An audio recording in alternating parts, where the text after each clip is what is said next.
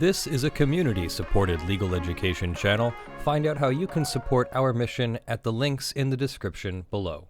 So here we're talking about this Law 360 article, which is paywalled, and although I pay for this service, I'm not allowed to show the articles unless I license them from Law 360, so we're not going to be able to show the article. But the article refers to a photo of the $120,000 banana art, and that is the banana that was taped to a wall. I think we can see that here. This is the unicorn of the art world, comparing it to Warhol's soup cans. This is I think it's a real banana that was taped to the wall to raise awareness about the blatant absurdity of the art world or something. And someone took a photograph of the banana taped to the wall and is now suing over that photograph. And I thought we could talk about it. This is John Taggart versus Graham Media Group in the Southern District of Texas. This was filed on the 5th of February, just a few days ago. And it says, this is a copyright action under 501 of the Copyright Act, under Section 501 of the Copyright Act. This action arises out of defendant's unauthorized reproduction and public display of a copyrighted photograph of the banana from Art Basel, owned and registered by Taggart, a professional photographer. Accordingly, Taggart seeks monetary relief under the Copyright Act. Taggart is a professional photographer in the business of licensing his photographs to online and print media for a fee and doing business in Prospect Place, Brooklyn, New York. Graham Media is a domestic business corporation, a Delaware corporation, and registered to do business in Texas.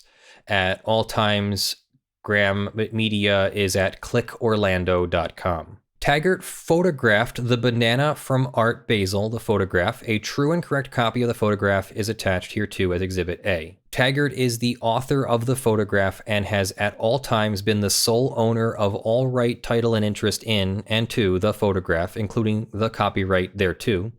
The photograph was registered with the United States Copyright Office and was given a registration number of VA 2187181. VA means Visual Arts. Graham Media ran an article on the website entitled Banana Duct Tape to Wall Sells for $120,000 at Miami's Art Basel. See this link. So that page now brings up a 404 not found error, FYI. The article featured the photograph attached as Exhibit. Okay, so the photograph in the article is attached as Exhibit B. Graham Media did not license the photograph from plaintiff for its article, nor did Graham Media have plaintiff's permission or consent to publish the photograph on its website.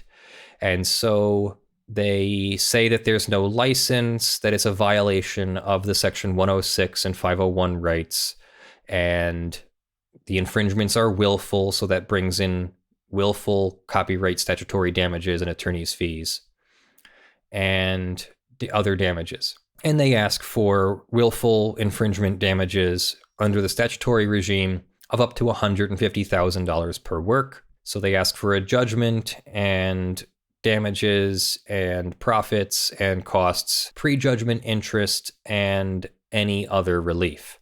Oh, and look who it's filed by. I don't think I even knew this. It's filed by Leibowitz. Sheesh, What? man. Did we just accidentally stumble upon Leibowitz? We just accidentally stumbled upon a Leibowitz case. We just bumbled into a Leibowitz case. What the heck? So then I've noticed that the exhibit is not attached here. Let me take a moment here and go grab that. Can't believe it's a Leibowitz case. Can we make a t-shirt that says Surprise Leibowitz on it? Yes. Put that on the list. We're designing these t-shirts. We're working on it. All right. So here is Exhibit A. And there it is. A photograph of the banana stuck to the wall, which looks surprisingly similar to this photograph of this banana stuck to the wall at artnet.com. And that is the total content of Exhibit A. And then Exhibit B should be the article showing said photograph. Yes. So there's the article. Here's people taking photographs of it. Now here's the problem that I have with this. Copyright protects the original aspects of a work. So the banana taped to the wall itself is the original work.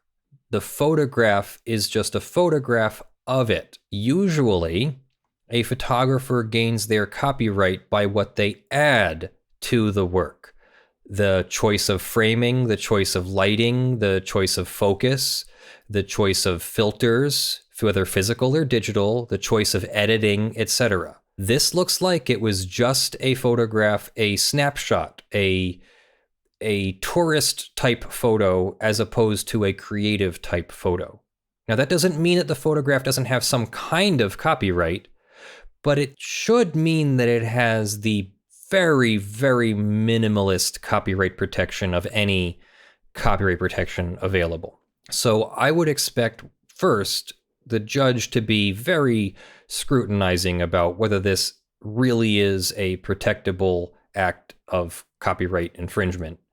As in, is this really something that can be remedied by a photographer suing? Now, it will matter whether the photographer had the right to photograph the thing. So if the artist who originally created the banana taped to the wall had granted permission to take photographs and then redisplay the original through the photograph, okay, fine. If the public has the right to do that, if anybody could do that, or if even this specific person was licensed, Mr. Taggart was licensed to do this, probably more of a copyright. But if there is no link between, or no license between the original artist and the photographer, then I would expect to see a defense to this that the photographer added nothing creative.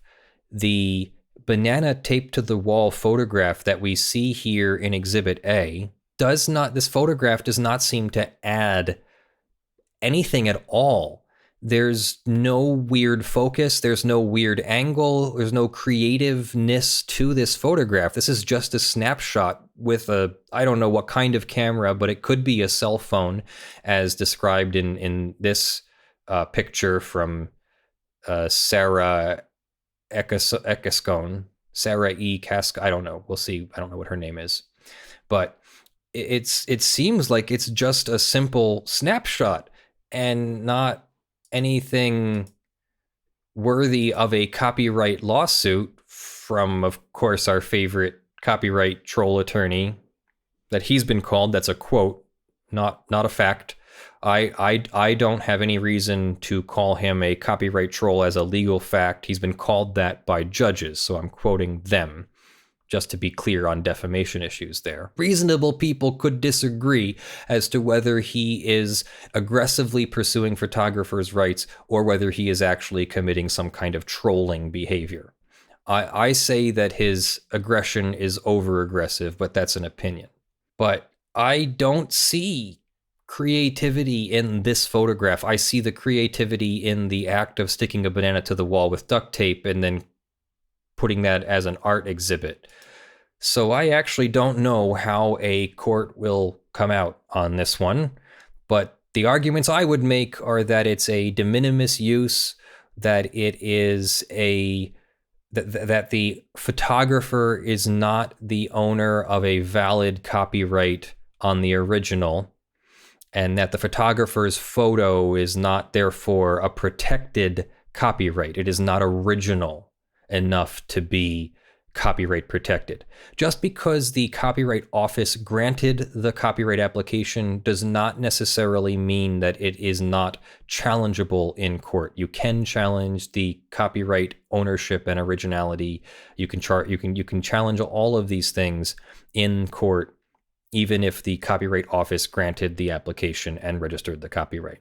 So we're going to be following this case, and we'll see what defenses the representing attorney for the defendant comes up with, or maybe not. Maybe this is a case where they just pay a licensing fee because does Richard Leibowitz really want to have another case where he is potentially getting sanctioned or something if he messes up in the case or something like that, like we've seen several times before. So who knows where this one will go. I'm a little concerned now that I see this name on here, and I was very surprised to see it. I should have caught that before, but I didn't.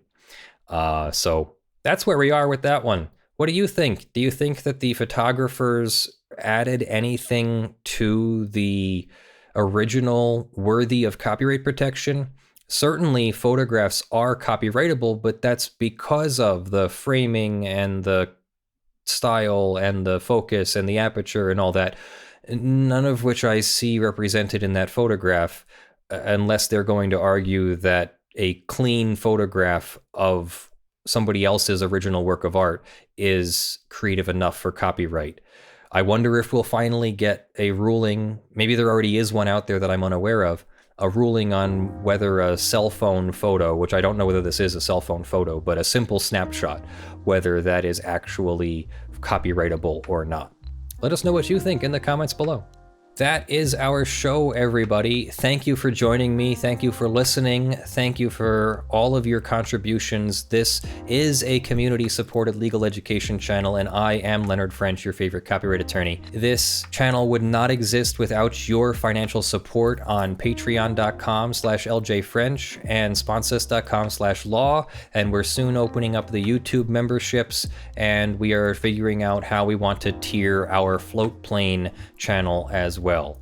Thank you for your support. In the month of February, our $50 plus supporters are Aspernari, Video Demonetized, John Steele, Gavin Barnard, Eevi, Kyle Mudrak, Michael Pearce, Spirit Bear, Jan Negrey, Daniel Perez, Blackleaf, Joe Tyson, Benjamin Hitov, Stephen, Cute Grills in Your Area, Ottah, Kysal, and Longreach Jones. Really appreciate all of your support. The $5 plus supporters will be scrolling on the screen in front of me. I love you all. Thank you for making all of this possible. You are wonderful human beings, and I can't even get through my outro.